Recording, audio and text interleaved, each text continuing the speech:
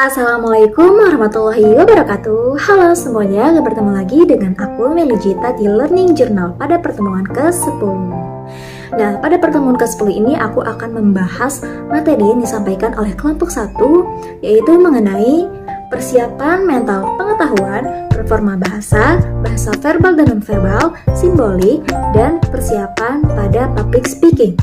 Untuk pembahasan pertama yaitu mengenai persiapan mental. Nah, sebagaimana yang telah dijelaskan sebelumnya mengenai demam panggung.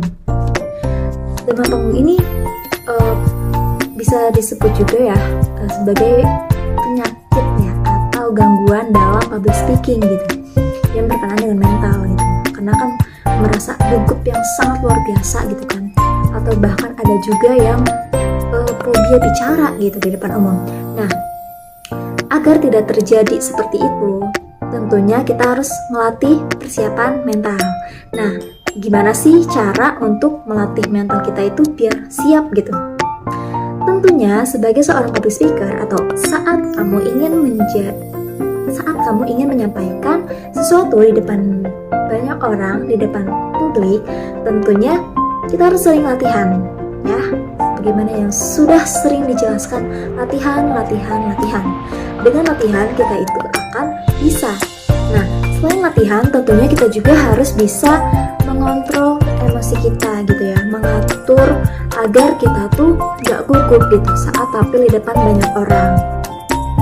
Setelah itu kita harus membangun percaya diri kalau apa yang kita sampaikan itu sudah benar, sudah sesuai, dan adapun kalau berpikir tentang kekurangan gitu, it's okay, itu nggak apa-apa. Yang penting pesan yang kamu sampaikan itu dapat diterima oleh audiens. Jadi harus latihan, mengendalikan rasa gugup, dan juga membangun kepercayaan diri. Selanjutnya mengenai persiapan pengetahuan.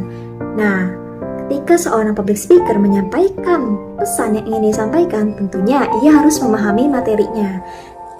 Maka dipastikan sebelum tampil di depan banyak orang, kita sebagai public speaker itu harus tahu nih materi apa sih yang akan kita sampaikan gitu.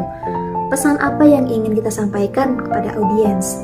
Nah, setelah kita tahu nih, oh ternyata materi ini, kita juga harus sebelum udah tahu juga nih audiensnya siapa ya gitu.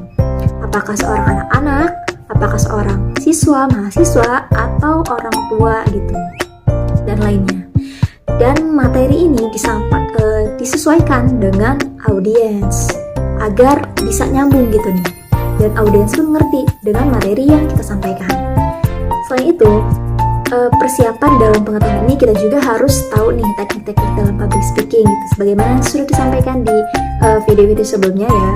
Contohnya ya, kita harus tahu gitu, maksudnya harus berinteraksi dengan audiens gitu kan, kayak dari gerak tubuh, gestur tubuh gitu ya, mimik wajah, itu harus berinteraksi juga dengan audiens gitu, agar menyenangkan dan juga audiens bisa tertarik. Next, performa bahasa. Nah, pada performa bahasa ini kita harus tahu nih pemilihan kata yang tepat dalam menyampaikan materi atau pesan yang akan disampaikan gitu ketika berbicara di depan banyak orang.